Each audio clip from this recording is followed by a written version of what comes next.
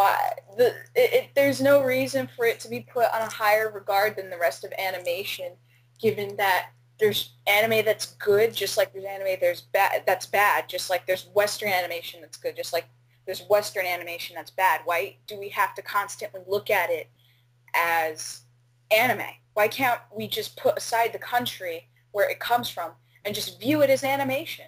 Because that's really all it is animation. And someone like me who's an animation buff, I see it as an art form. I really do.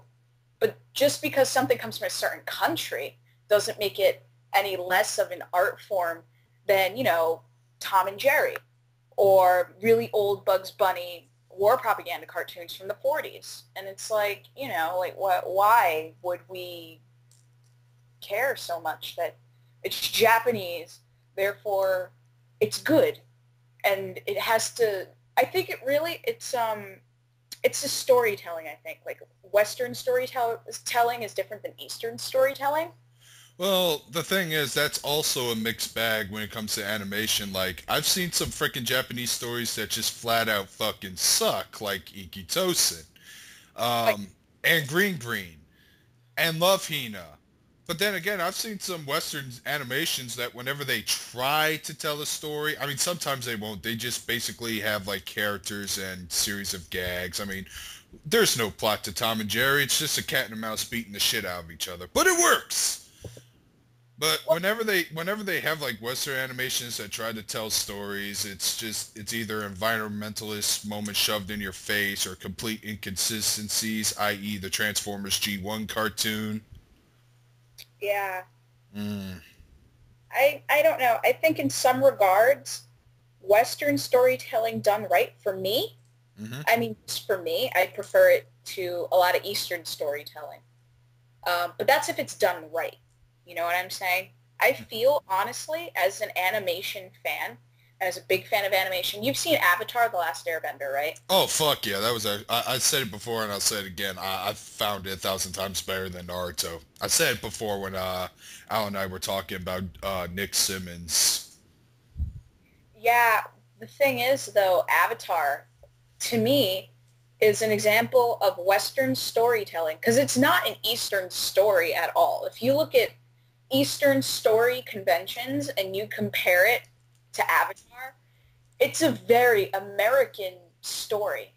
It's Hmm. a very American story. It's not a really Eastern story. I don't even think that Avatar's storytelling can be assigned to a different part of the world. It's sort of a universal sort of thing, but it's told in a Western style, you know? Yeah, unless of course you're M. Night Shyamalama Ding Dong.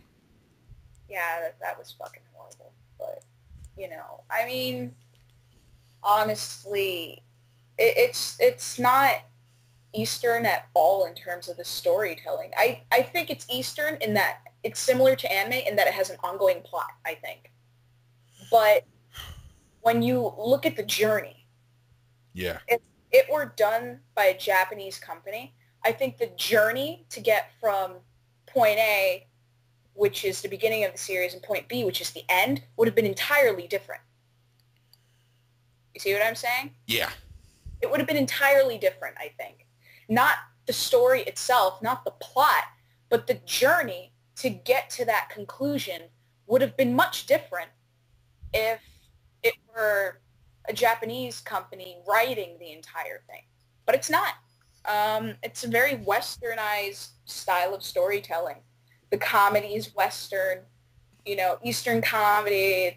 I don't want to say it's a little bit more highbrow, but it's very different.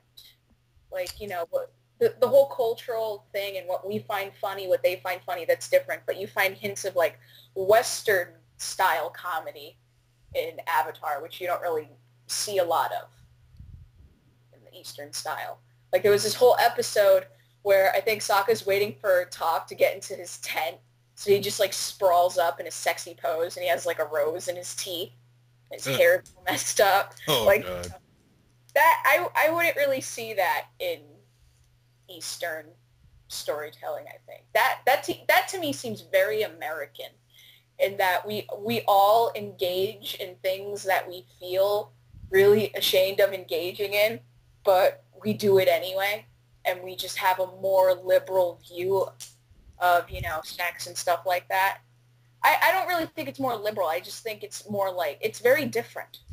It's very, very different compared to what the Eastern side of the world views it as. So, that I don't think would translate extremely well into Eastern. Yeah, I actually have a friend from the anime club who actually did go to Japan. He told me some interesting stories. And then I asked them, like, just out of the blue, how would Eastern audiences think of Scott Pilgrim? And his response was, and I'm quoting, it would just be lost in translation.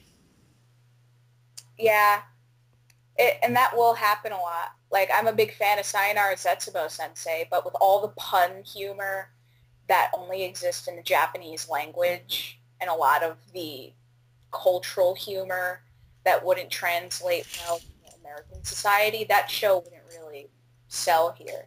And I love it to bits. I really do. Sayonara Zetsubo Sensei is one of my favorite animes of all time. There's a lot of philosophical humor, and but it's really a show parodying, if you will, Japanese culture. And when we're in a Western society, we can't look at that at the same way someone in Japan would and say, haha, yeah, it's just like that. Because we're not there, So I feel that is an example of something that would be lost in translation if we brought it to the West, so to speak. Yeah. I'd still like to see a dub just to see how they would handle it, but it would get lost in translation. I really feel that. Yeah, unfortunately, I tried to watch it, but the fan subs, not the show itself, the fan subs got in the way. Yeah, because you have to pause and then, Yeah, no, why can't you just give those notes to me like on a separate link or something, and then whenever I'm lost, I'll just pause the video, click on the tab, and just read it. Or I can read it when I'm done, like I do with every translator note that I get. Like Comic Party has that on their fucking DVDs. I bought that show for like $18, which is a steal. But you can get off of Right Stuff for that price, and I thought that was worth a buy, so I picked it up. And they would have some translation notes, like they would have like cultural notes on a separate pamphlet, and then they would have it, and they're like in separate DVDs. And I'm like, okay, I'll just watch those and see what they tried to do or what they were trying to get through in the English translation, whatever. Yeah, that's what they should do. They shouldn't, like, if you have fan subs, it should be like a separate text file, I think. Yeah, but the thing is, fan subs nowadays, they just kind of tick me off. They try too hard to be, they make their subtitles flashier than they should be. I prefer the bland yellow or white text translations because it doesn't distract from the fucking picture, from the rest of the picture that it is trying to translate. See, what I feel would be the best format for all fan subs to have is to have white text, but with a black outline around it. That way you could see it no matter where you were. Like, if it were a white background, you should be able to see the subs anyway. Yeah, that's what I mean. Some of the subtitles actually do that. They actually do put like sometimes there'll be a thin black outline, but it's like thick enough for you to notice it or whatever. But no, they just try their subtitles to be too bright and colorful and creative. Ooh, look at me. I'm fucking creative with my fancy elaborate fucking fan subs. Dude, and sometimes they would insult my intelligence. Like, the translation notes I mentioned before. I don't know which anime I saw this translated. It was probably another Shaft design animation, another Shaft design animation, just like Sayonara Zetsubo Sensei. But they had the nerve to tell me what Star Wars is, even though I already fucking know what it is. Star Wars? Like one of the characters was like mentioning something about Star Wars, and the subtitle actually said, Star Wars is a 19-something sci-fi fantasy directed by George Lucas. I'm like, I know! Fuck! That's retarded. Why would you tell any American person that? Everyone knows the basics of Star Wars, at least. Yeah, like long, long ago in a galaxy far, far away. Like you know that. George Lucas is making so much money. The advertisements for the figures are all over TV. Clone Wars has a game now. And a fucking cartoon that needs to die. I don't think the cartoon is so bad, but it's It's the just marketing. it's the marketing. Like Yeah. George Lucas makes money in his fucking sleep because he keeps advertising plastic crap for you to buy on the television, but I don't know what Star Wars is. Like, come on. Serious? Like, why would you have to explain that to a Western audience? I know. That was fucked up. I'm pretty sure some people in the East know what Star Wars is, too. I've seen some Star Wars references made in some anime. In fact, in Excel Saga, frickin' Yoda shows up at one point, which I thought was unusual. It was, like, it's just fucking... I feel that is such an international... It has international appeal, Star Wars, you know what I mean? Yeah. But another thing that bugs me about some of the viewers of anime is that I'm losing faith in some of the people who review anime nowadays. Just like in my Skype description, I do mean this. Why does almost every anime reviewer out there think they're some kind of fucking book critic? Now, I don't mind seeing anime on an intellectual level, but the thing is, you have to be an intellectual. And I'm an anime reviewer myself, but I know my fucking boundaries. Boundaries. Yeah. I know my limits. I do not claim to be an intellectual. I am an anime buff. I do like some things. I do like a lot of things, but I do not have high standards for everything. I mean, wow, some people are really getting on Gainax's case over panty and stocking. See, this is what I think, and this is coming from someone that likes pretty much all animation as long as it's, nice. The thing about Gainax is an anime company. The problem is when people saw panty and stocking, they were expecting an anime with the same Eastern conventions and storytelling. But it's not. It is an anime in that it is Japanese, but it's not an anime in terms of the story. It's not an anime. Or even art style. The art style, I feel, is very Japanese. Well, but it's different. It's very Hanna-Barbera-ish to me.